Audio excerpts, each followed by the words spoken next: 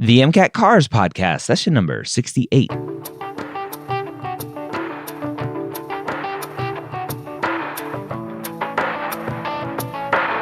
The CARS section of the MCAT gives thousands of pre-meds nightmares every night. Whether you're an ESL student, lack confidence while reading, or a slow reader like me, Jack Weston and the medical school headquarters are here to help you score higher in every section so you can be confident you're ready to get the MCAT score of your dreams. Welcome to the MCAT CARS podcast. My name is Dr. Ryan Gray. I'm excited that you are joining me here, whether for your first time or for your 68th time here on the MCAT CARS podcast that I do with my great friend, Jack Weston, the premier MCAT CARS tutor, who is really crushing it, helping students figure out how to perform better on the CARS section. Now, the skills that he teaches here on the podcast, he goes even more in depth because he has more time to work one-on-one with you, or actually, it's a little bit more in a group setting, but he keeps the groups small so that he can be more personal with you during his MCAT CARS course. Now, if you're interested in that course, I do have an exclusive $100 off coupon that you can activate using the link medicalschoolhq.net/Jack Weston, or text the word MCAT CARS to 44222. Again, that's MCAT CARS to 44222, and that will activate that coupon for you. If you are looking for some other help potentially from Jack Weston, he has a free daily CARS passages right to your email inbox. Go check it out at jackweston.com. We're going to jump into another great article. If you would like to follow along, the link to this article is in the show notes. Jack Weston back for some more MCAT CARS podcasts. I'm excited to dive in, help some students figure out this crazy CARS world, and hopefully slaughter the MCAT. I love that. Yeah, let's do it, Ryan. I think this is going to be a very fun session, quote unquote fun. But I think you and I have different definitions of fun. No, I mean, listen, this is what students want. We're going to give them what they want. So, yeah. So, as I'm staring at this passage for the first time that you sent me, so that students know who are listening to this, right? I don't pre-read these. I'm reading these live for the first time. If I turned clicked a button and opened up this passage on the MCAT, I think my jaw would hit the floor to go, this looks dense. I don't know a lot of these words just at a glance. What should a student do kind of mentally to avoid falling into that trap, right? You've talked a lot about really just having fun and try to learn something from every passage. But how do you avoid that just immediate, like, oh gosh, this looks bad? It's not going to go away. I mean, we could talk about it. You could practice it. It's natural to feel a little intimidated when you get a hard passage. So as long as you accept that you're intimidated and you embrace it, you're like, hey, I'm a little worried about this. Then I think you're going to ease off and not be worried when you're reading. But if you're trying to fight it, trying to tell yourself, oh no, don't be intimidated, and you're trying your best to avoid the stress that comes with these kinds of passages, it's going to make you more stressed. It's going to make you lose focus. So I say accept the fact that you're a little worried or a little scared of this kind of passage, right? And just go in with who cares? I'm going to just try my best attitude. All you can do is your best. Yeah. You can't change anything up until this point. You just can focus on right now and give it your all. And I find that students who are more relaxed end up doing a lot better. And that relaxation doesn't mean that you can't have fear sometimes. It just means that you've accepted your role in as a test taker, and you will just embrace whatever comes your way after you've maybe cried about it a little bit. I love that because it's very similar. I'm very interested in meditation, although I don't practice it. But from what I've learned and listened to people who do meditate, a lot of people assume that meditation is just clearing your mind and thinking about nothing, but it's actually quite the opposite. It's really accepting whatever thoughts come into your mind, acknowledging them, and then just throwing them away. Right? So it's very similar to what you're saying here is acknowledge that fear of like, oh, this looks hard, and going, okay, but I'm still going to move on. Hopefully I'll learn something, right? That's it. Yeah. Oh, Yeah, all great. right. So if you want to follow along again, the way that we recommend using this podcast is to print out this article or pull it up on your phone while you are listening to this podcast. Read it before we read it, and try to come to your own conclusions, and then listen to the episode and see how you did. Yes, exactly. So what do we have in store for us today? So I offer a free trial session on a weekly basis. It's a live session, and I normally go over the same passage with students where I break down the fundamentals, how to read, how to answer questions. And I always get a question from students that go, along the lines of, what about harder passages? What about philosophical passages? These are harder to read, not because they're denser. They're harder to read because of the intimidation that comes with density. So I typically stay away from these passages until midway through my course. Once you've gotten the basics down, you have to really stick to the basics to fight that intimidation, to get through that scary stuff.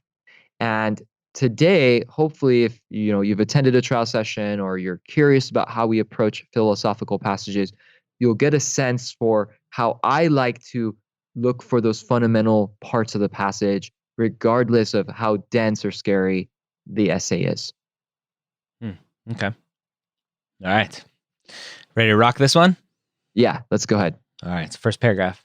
History, or at least the study of it, is in bad shape these days.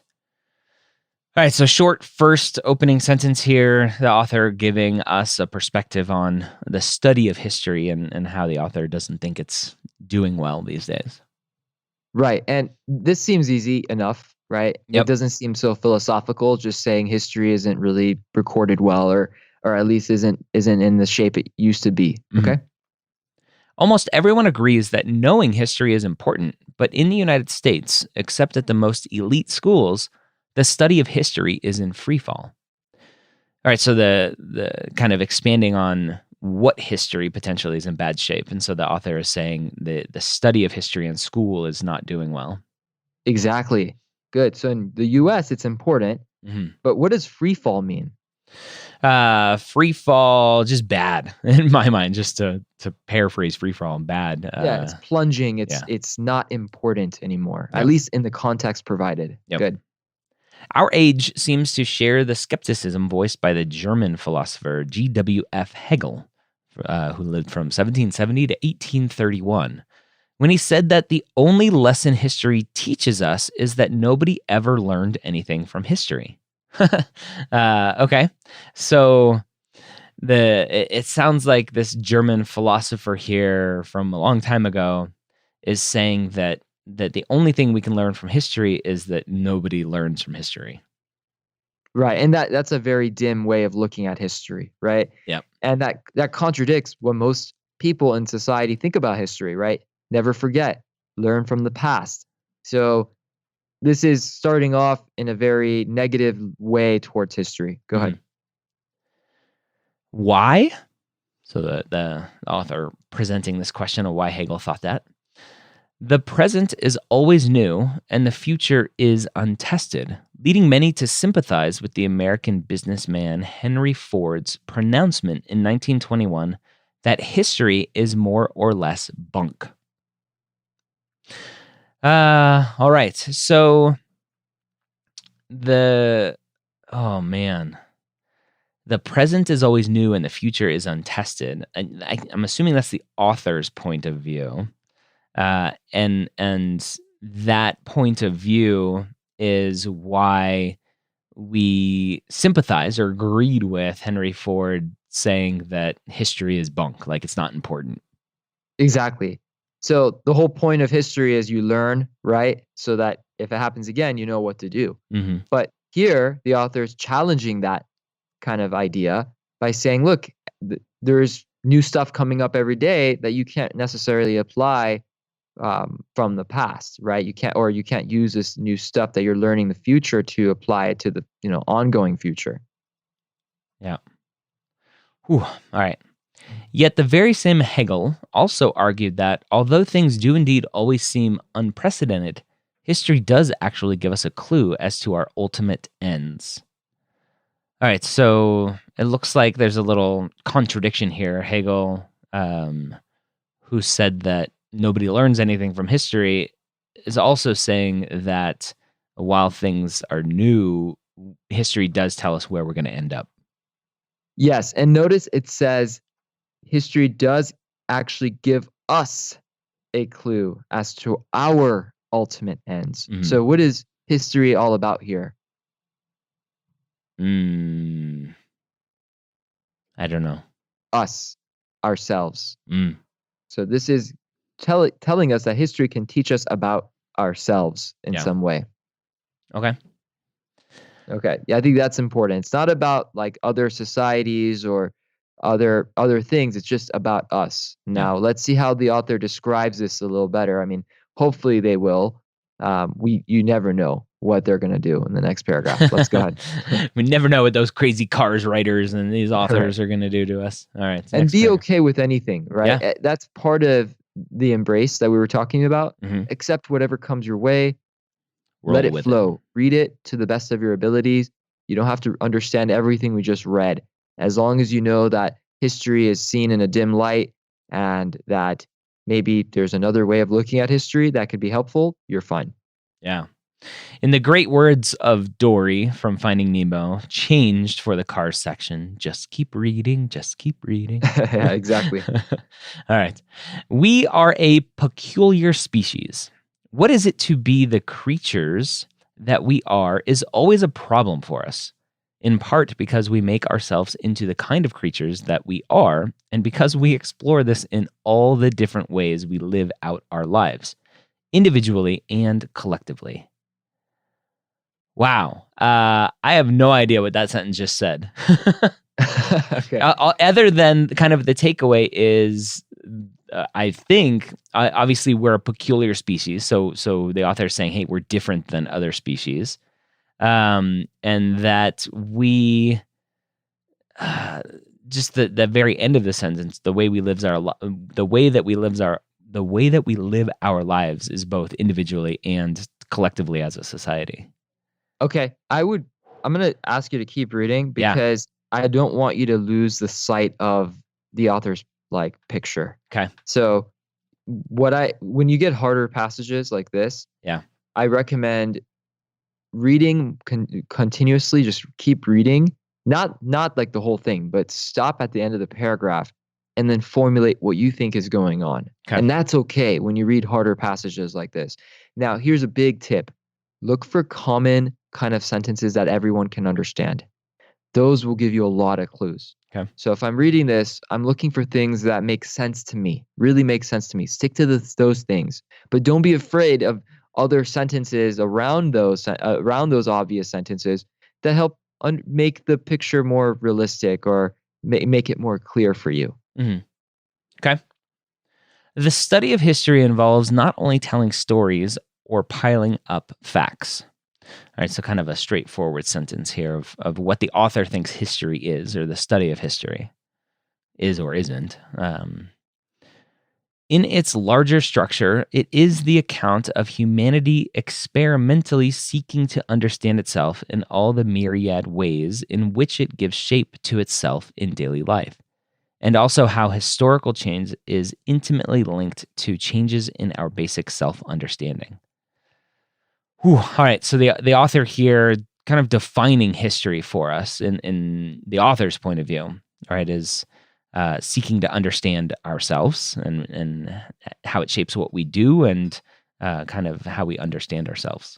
Great. This expands on the previous paragraph because the previous paragraph was talking about how history is really just us and not just a bunch of facts. Yep. Right. And so this is expanding on that and giving us a better idea of where the author is going with history. Mm. Okay. As Hegel put it in a series of lectures in 1822 to 1830, we, in quotes, are peculiarly our own products, and the philosophical study of history is a study of how we shape-shifted ourselves across time. So again, going back to this word peculiar, right, that the author used at the first sentence of this paragraph, Hegel saying that we have this study of history and how we are changing because of that, how we're shifting ourselves, right, going back to Exactly. So us. history is more of a study of our own changes. Mm. Changes, basically making and remaking ourselves, Mhm. right? So understanding ourselves over time. That is the key. So how we change over time is the definition of history to at least to Hegel. Yep. Whew. All right. So that was an interesting paragraph. Rough start, Very, but we yeah, got there. very deep, right? And one of the things I'd like to address um, with students is, look, if it's a harder passage, it's actually much easier for you because you don't have to keep track of as many ideas, right? Usually Mhm. harder passages have harder ideas, but less of them. It's those really easy passages that scare me because if you're not careful, you're going to make a lot of easy mistakes. So when you get an easier passage, you have to be way more careful with every paragraph, every sentence you read. When it's a harder passage, it's not that you have to be careful with every sentence, but you have to get the gist and make sure you really understand that difficult concept, or else you're going to miss a lot of questions. So just keep that in mind. It's not always bad to have these harder passages. I actually recommend them. I hope that my students get them because they end up being a lot easier for my students who Mm. really understand the basics of this test. Okay. Okay. All right, next paragraph. No one ever conceived of a more sophisticated and dynamic philosophical history than Hegel. So the author here still talking about Hegel. Apparently, the author likes Hegel potentially. Um, so the author saying that Hegel here, oh man, conceived of a more sophisticated and dynamic philosophical history. I don't really know what that supposedly means. I mean, just saying Hegel was the most philosophical when it came to history. Mm, Right. okay. I mean, like, can you, would you disagree with that? Look at how Hegel perceives history, Yeah. right? So he just perceives it as understanding the changes of our own, right? So Mm, not necessarily different facts and stuff that you learn. yeah. Okay. His system is built around three fundamental ideas. So the author here is going to dive into how Hegel thought about history. What do we already know how he thought about history? Kind of that history is about ourselves. Good. So what is this sentence about to do? Where are we going with this paragraph? We're going to dive deeper into why it's about ourselves, maybe. Well, it's built around three fundamental ideas. Mhm. Notice it says the system, his system Yep. is built. Do we already know that system? Mm, I don't know if we know the system, but we know what the endpoint of the system is. Well, I mean, that is a system, right? The system of history is just studying ourselves, the changes of ourselves over Mm, time. okay. Now it's expanding on that. So everything else that's coming up is simply going to discuss at least the ideas that kind of help fill that in, form that idea. Mhm. So what do you think is more important? Knowing these different three fundamental ideas or the actual system that these ideas kind of build on? The actual system. Exactly. So when you're reading this stuff, I'm not I'm not going to ask you to kind of close your mind to it. Obviously read it, try to associate it to that system, but understand why the author is discussing it. Mm, It's discussing it to build further evidence for Hegel's system, which we already know, right? So I think you'll be fine as long as you try to understand these different three fundamental ideas without being so worried about how they necessarily play in a role with that system, as long as you know it's all supporting Hegel's idea of history. mm, okay. First, the key to human agency is self consciousness. So, uh, this first idea, right, is self consciousness is the key to us being humans. I think most people would agree to that. For people to be doing anything in any real human sense is to know what we are doing as we do it. All right, so just kind of a definition of that self consciousness. This applies even when we are not explicitly thinking about what we are doing. All right, so just expanding on that definition. Here's a simple example. As you are reading this, suppose you get a text message from my friend. Quote, "What are you doing?" All right, so kind of going with an example here. You immediately reply, "I'm reading a piece on Hegel." You knew what you were doing without having to have a separate act of thinking about it or drawing conclusions. All right, so just an example of what this self-consciousness may look like. Without any further thought, you knew that you were not skydiving, taking a bath, gardening, or doing the crossword. Yes, that is true. Thank you, author. Brilliant. You didn't look around and infer from the evidence. Correct. And this author is really diving into this example here. You didn't need any particular introspection. No, we did not. In fact, in Hegelian terms, when I want to name after myself like that, in Grayian terms, what would it be for me? Anyway, in fact, in Hegelian terms, when you are doing something and you do not know at all what you are doing, you're not really doing anything at all. Wow. Interesting. So the author here kind of extrapolating what this self-consciousness means and what Hegel would define it as is if you don't know what you're doing, then you're not doing anything at all. Kind of going back to the example, you know you're reading this paragraph because you were able to text back your friend and say that you're reading about Hegel. So you must be doing that. Whew. Okay. Very interesting. Instead, stuff is just happening, as in you're not doing anything at all. So just expanding on that last sentence. To be sure, sometimes we are only vaguely aware of what we are doing. Correct. Okay.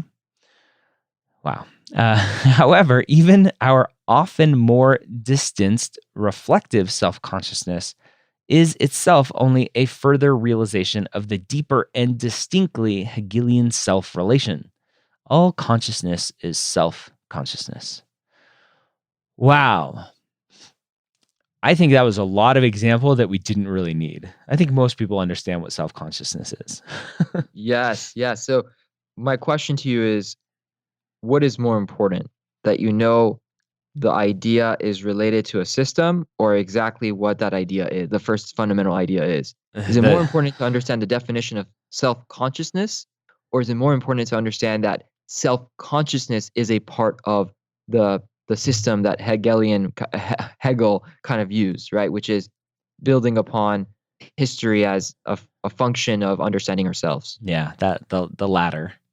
Yes, exactly. So don't get too tied up on all this stuff.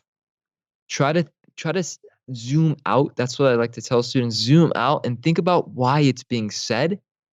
Don't just dive into it mindlessly without really understanding how the passage flows. Especially for harder passages, you have to know where we're going. I like to always ask myself, why are we talking about this? Why did the author bring this up? Where are we right now relative to where we were? These are ways that can prevent you from getting lost in all this jumbo mumbo lingo on consciousness that doesn't really matter, right? And I was afraid because when you were reading, you're really contemplating this idea of consciousness and all this stuff, and you may actually lose sight of that bigger picture. They're not going to ask detailed questions about the consciousness. I promise you, they're not going to do that. Yeah. What the test will do is, why did the author bring up consciousness? Yeah. What does consciousness provide us? It provides us a basis for understanding history. Does that make sense? Yeah. Ourselves. That's it. So you already know the main idea, the big picture. All of this other stuff is filler designed to distract you at this point. Yeah. Okay. I can almost see a student freaking out going, "Oh my God, there's going to be a question about like, in Hegelian terms, if you are sitting on the couch watching TV while also reading a article on your iPad, are you actually doing something or nothing?" Right? It's like, no, wait a minute. No, that's not what this is about. Yeah, exactly. They get too tied up on random sentences that mean nothing to us. They're not going to ask questions like that. And if they do, I promise you it's going to revolve around the idea that history is about understanding changes of ourselves, Mhm. right? So it all comes back to that idea. Like the test is very predictable. They like to test the main idea. They like to test the bigger picture. So yeah, should you know what consciousness is at a basic level? You should, right? But getting too deep into it, you're gonna mess up. It's gonna mess with you. Yep.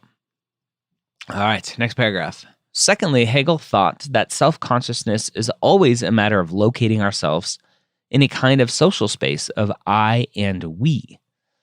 All right, so more of this self consciousness and how it potentially relates to uh, social space, the people around us, I and we. Saying I or saying we is just speaking from one of two sides of the same dialectical coin.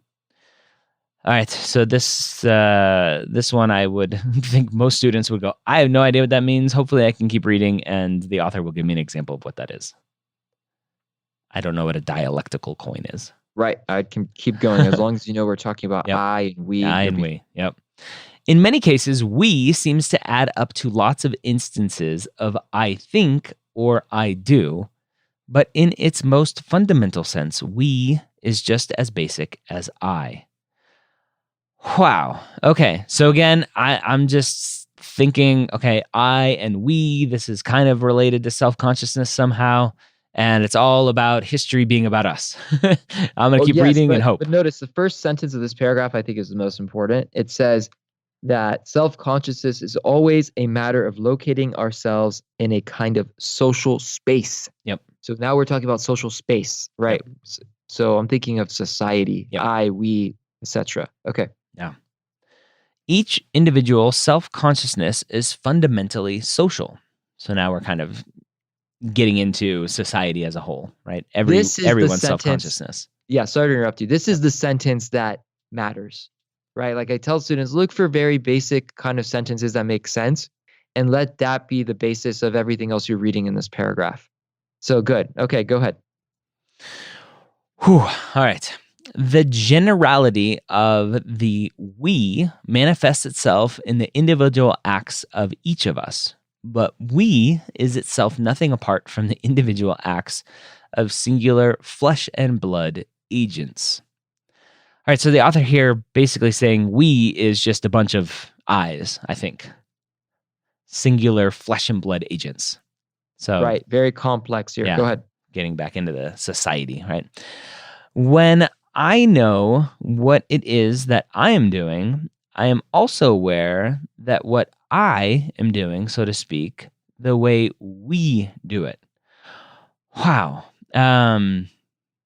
So the author's saying again the self-consciousness in social space. When I know what I'm doing, then I know what we are doing.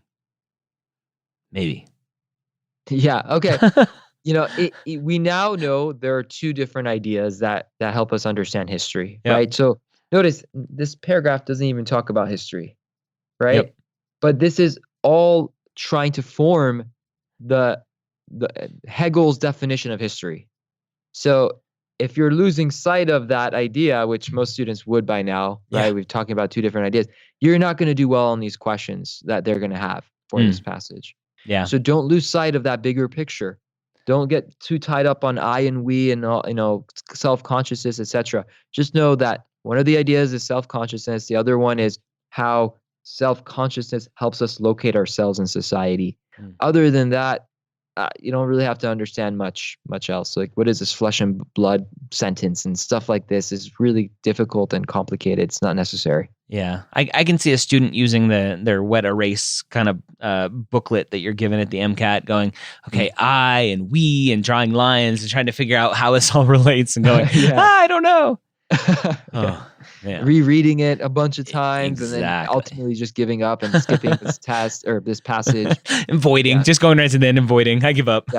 Yeah, I give up. Yeah, that is the key. Don't give up. Yep. Just keep going. I promise you, everyone else sitting in that test center looking at this passage is feeling the same exact way you are. When I think that way, I laugh. I go, wow, I can't believe they threw this in there, Yeah. But that doesn't mean I can't find the bigger ideas.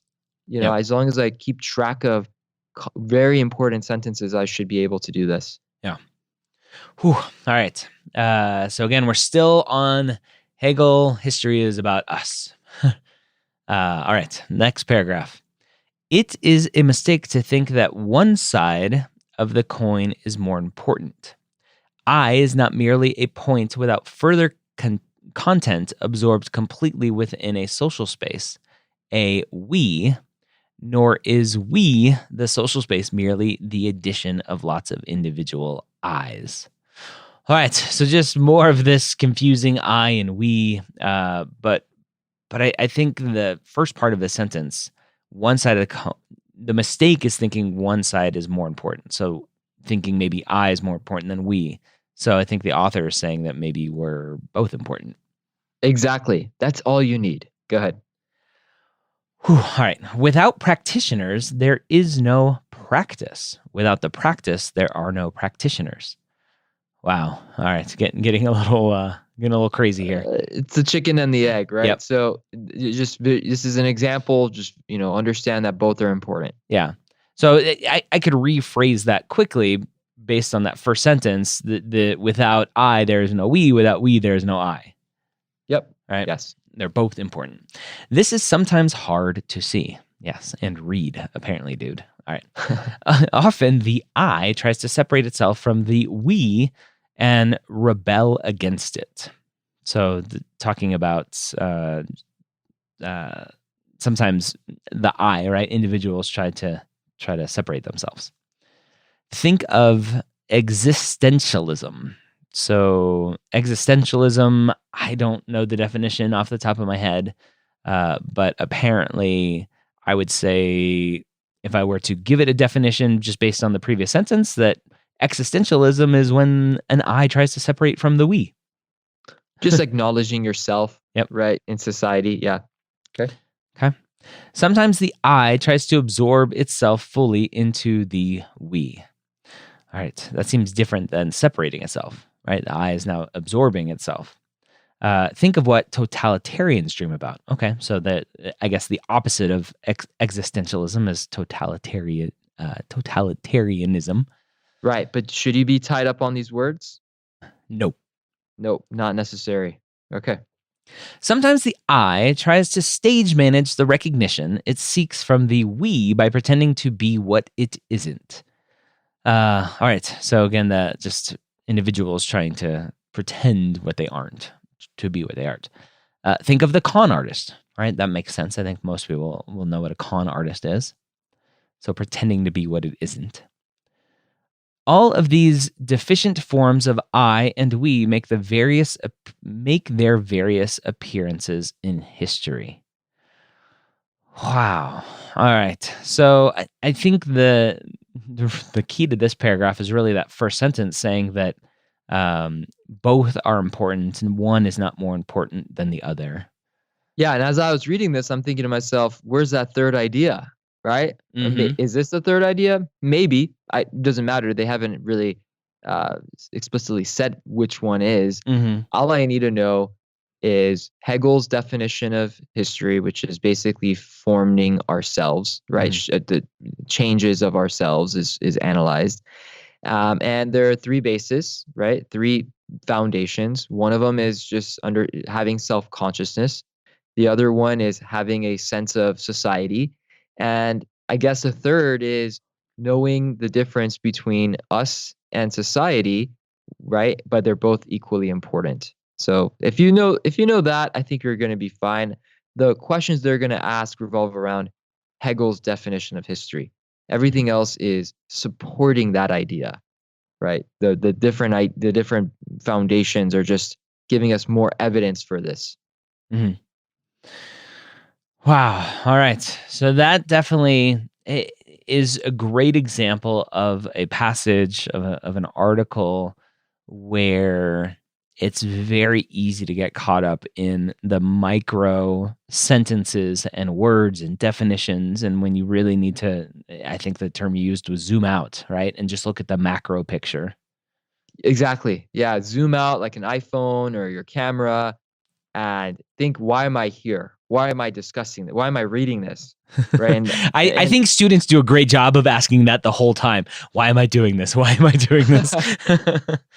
Yeah. As you're reading, ask yourself, why is the author painting this picture? You want to, it's really not different from what a physician does, right? When you get into a patient's room, you're asking yourself, okay, what is the patient worry about? It might be different than what a doctor actually thinks is the problem, right? So being aware of the author or the patient and their thoughts, their desires, but keeping track of what really matters, right? And is, I think, important here, and it's something that can easily be applicable to everything that you look at when it's around humans interacting with one another. All right, so there you have it. Another great episode for you. Again, hopefully you are following along. You're pre-reading these articles. You're trying to figure out what's going on, and then you're listening to the episode and really getting an understanding of where you went right, where you went wrong, and how you can continue to strengthen your ability to understand what the author is saying, which will help you understand what the test writers and the question writers are going to want to know. Again, check out Jack Weston and the MCAT CARS course and see when the next course is starting. He has them about every month. And the earlier that you start it, the better, because the skills that you learn in this course will help you on every section of the MCAT. Have a great week. We'll see you next time here on the MCAT CARS podcast.